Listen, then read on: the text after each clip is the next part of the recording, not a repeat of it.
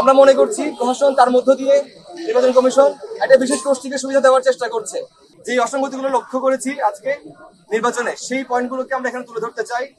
দীর্ঘ 15 বছর ধরে এই দেশের মানুষ তাদের ভোটাধিকার থেকে বঞ্চিত হয়েছে।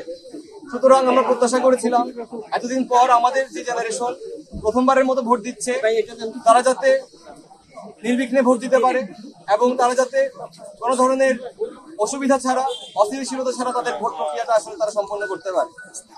দীর্ঘদিন ধরে ভোট না দেওয়ার দরুন বা দিতে না পারার দরুন আমাদের মধ্যে ভোটের ব্যাপারে যে অবিশ্বাসের জন্ম হয়েছিল, দীর্ঘ 35 বছর পর আজকের যে নির্বাচন, সেই নির্বাচনে সেই বিশ্বাসটা ফিরিয়ে আনার আকাঙ্ক্ষা আমরা ব্যক্ত করেছিলাম।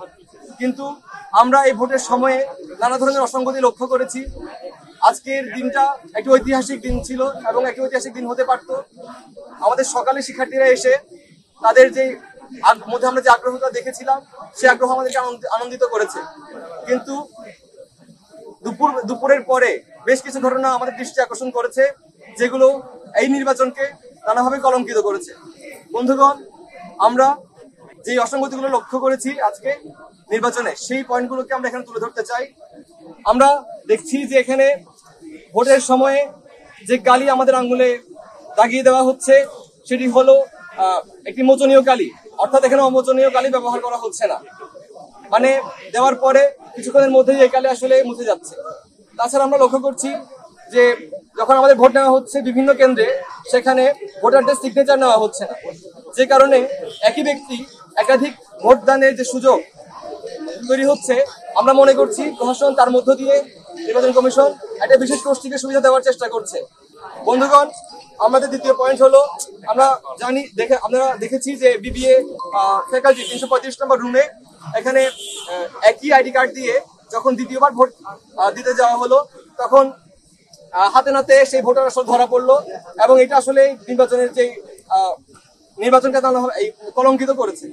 বন্ধুগণ, আমাদের যে তৃতীয় পয়েন্ট, আমরা দেখলাম যে নতুন কলার 4123 নম্বর রুমে 4123 নম্বর রুমে সাংবাদিকদেরকে ঢুকতে দেওয়া হচ্ছে না এবং সেখানে নানাভাবে বাকবিতণ্ডা হয়েছে।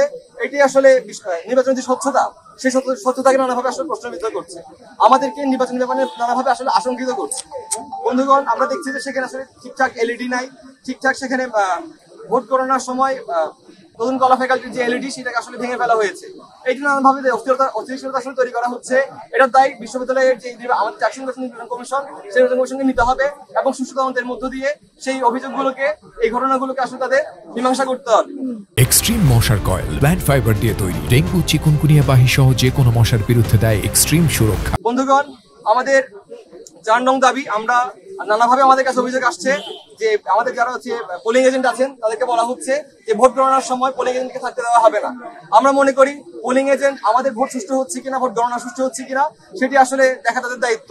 সে জায়গা থেকে তাদেরকে সেখানে রাখতে না যাওয়া এবং সেখানে যে প্রিসাইডিং অফিসাররা আছে বা রিটার্নিং অফিসাররা আছে, তাদের সাথে যে ধরনের আচরণ করছে, এটি আসলে অন্যায় আচরণ এবং এটা আসলে নির্বাচনের যে সুষ্ঠুতা, সেটাকে আসলে প্রশ্নবিদ্ধ করে।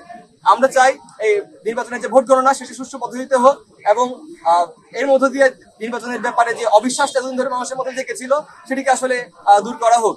বন্ধুগণ, আমরা আমাদের যে 5 নম্বর পয়েন্ট, আমরা আসলে দেখেছি যে বিভিন্ন গোষ্ঠী, বিভিন্ন সংগঠন এখানে দেখেছি যে সোশ্যোলজির 401 নম্বর 402 নম্বর রুমে এবং বিবিএ ফ্যাকাল্টির সহ বিভিন্ন কেন্দ্রে তারা আচরণবিধি ভঙ্গ করে নির্বাচনের যে 100 গজের মধ্যে যে লাইনগুলো আছে, সেখানে তারা ব্যালট স্লিপ বিতরণ করছে। এগুলো আচরণবিধির লঙ্ঘন এবং বারবার যখন প্রশাসনকে এবং নির্বাচন কমিশনকে অভিযোগ করা হচ্ছে, তারা এগুলোর বিরুদ্ধে কোনো ধরনের ব্যবস্থা আসলে গ্রহণ করছে না।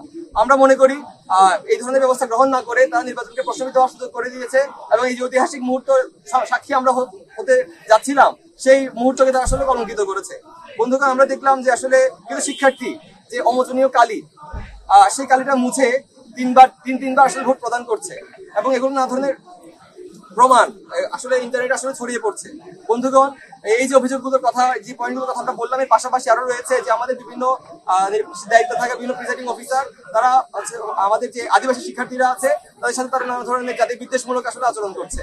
তারা নানা ধরনের শব্দ ব্যবহার করে তাদেরকে আহত করার চেষ্টা করছে।